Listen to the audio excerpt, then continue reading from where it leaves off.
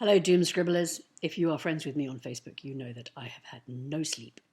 And with no sleep, you get to meet Cranky Kate. And Cranky Kate is many things. One of them is extraordinarily direct, and the other is I have a tendency to think very deeply about the things that are my themes. I asked when we were talking about managing stress, I asked why you write. And I write because books were my refuge. We were sent to boarding school. Boarding school in England is not the same as boarding school in America. Boarding school in America is for rich kids and or rich kids who misbehave. Boarding school in England is a slightly different thing. And in our case, my father had come up through the ranks. He started as a sapper in the Royal Engineers, which is below a corporal, and he eventually became an officer. He became an officer when I was 12 and Liam was 10. And one of the perks of being an officer is you are allowed to send your children to boarding school. The advantages of boarding school are that your kids stay in one place instead of moving school every 2 to 3 years.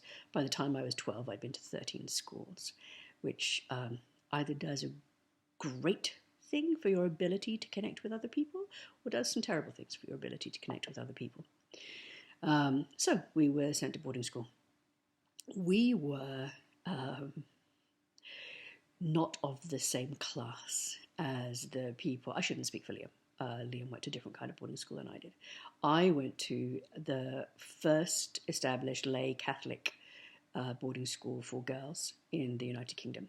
So not run by nuns, but religious. And it had gone from being a school for young ladies of etiquette and manner, which was originally part of their title, to a school that was aspiring to be more academic. However, I was taught how to sit, walk, and laugh like a lady.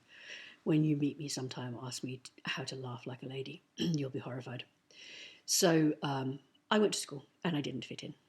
And chances are very good that I wouldn't have fit in a lot of places because it turns out that my literalism is something that doesn't do particularly well in the United Kingdom. My form of literalism is often that I don't understand jokes and I think people are being serious when they're not, which makes me feel stupid. And of course, that goes directly to my misbelief that I am stupid. So I didn't fit in. I didn't sound like them. I didn't look like them. I didn't dress like them. I didn't speak like them. And so the library was the place that I went. And I knew very, very early on, English was always my thing. I was always a storyteller. I always did well in my English classes. And I knew that was what I wanted to do. And part of what I wanted to do was to write those places where people could escape to. So there was an escape. I was on a call today with a group of writers, and I'll probably cry quite a bit. One of the character arcs is of a young girl who is abandoned with her two younger siblings, and she believes that it is her job to get her siblings to safety. And her misbelief is that her mother will always be disappointed with her and always think she's doing it wrong. And that drives her through that narrative. And towards the end of the 6-book series, she ends up reconnecting with her mother. And her mother is proud of her. And so that, in a traditional hero's journey arc, that's the end of the story.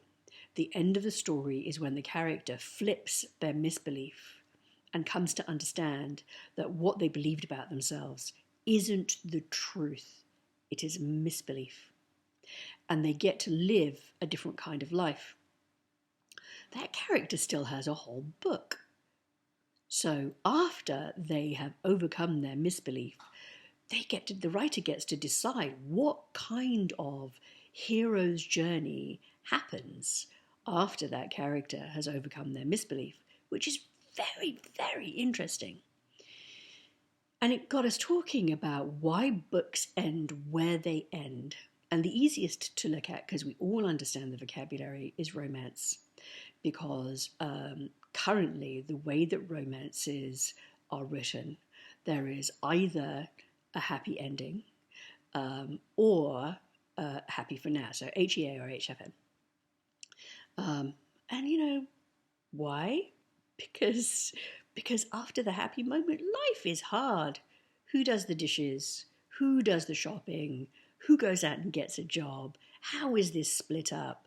It's all up for grabs now, right? It's all up for negotiation. And are you both the same kinds of people when it comes to those agreements? Do you do what you say you will do? Do they do what they said they will do? How do you negotiate that? So the story ends at that happy moment, because what happens after that is quite complicated. Women's fiction often deals with what happens after the happily ever after or happy for now. But in the hero's journey, we stop before then. And we stop before then for a reason.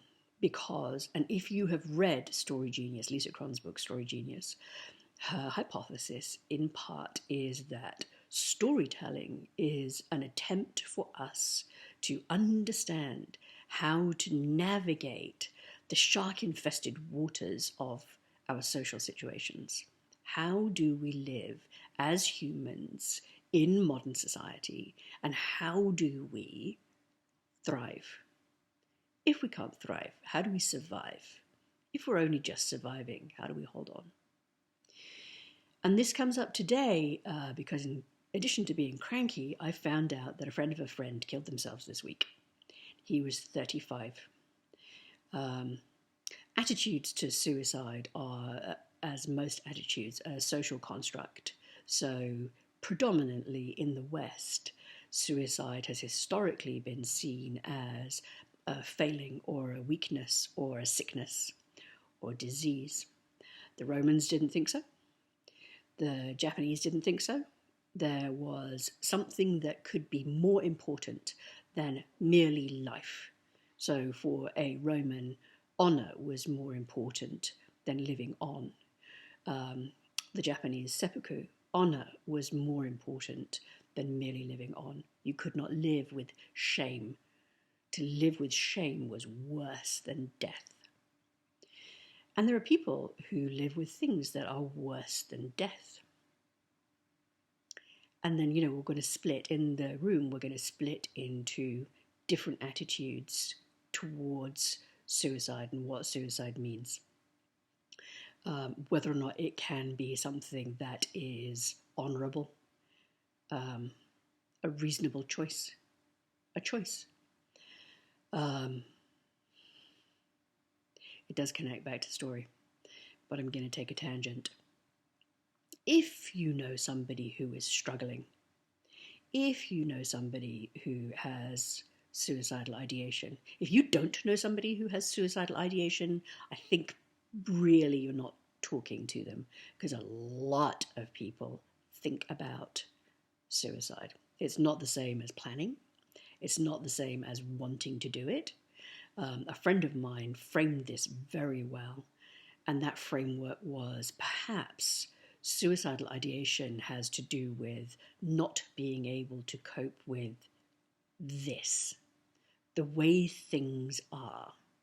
So rather than wanting life to end, suicidal ideation is about wanting a circumstance to end.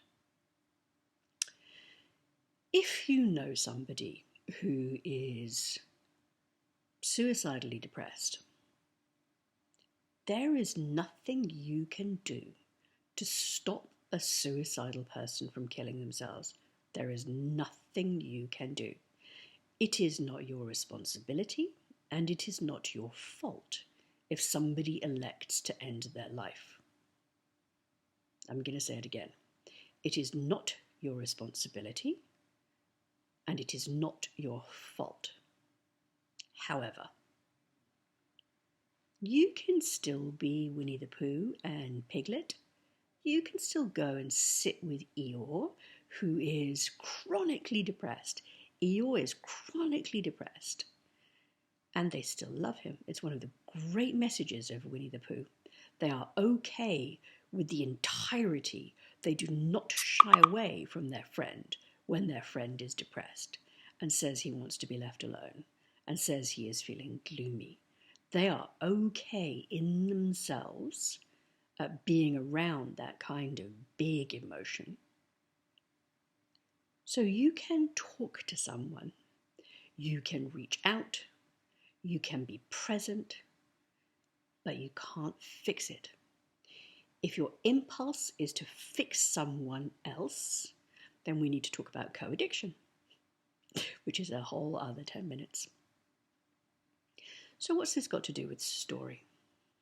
Story has to do with creating an imaginative space where somebody who thinks that life is unbearable as they're currently living it might get another idea for how they might go forward. It has to happen with them and to them and through them. They are the decision makers.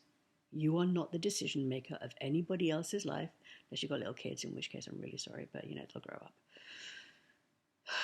So this is one of the reasons that we write stories. We write stories to give people options. Life might look like this now. This might be your misbelief. You might struggle with feelings of low self-esteem. You might hate the way you look. You might hate the way you behave in certain circumstances. You might believe that you're not worthy of love. But look at my character and look at what my character did and look at what they overcome, and I offer you this. I offer you this as my small part in the big story. And the big story is we connect, right? Forster, only connect. The rest is up to them. See you later, Doom Scribblers.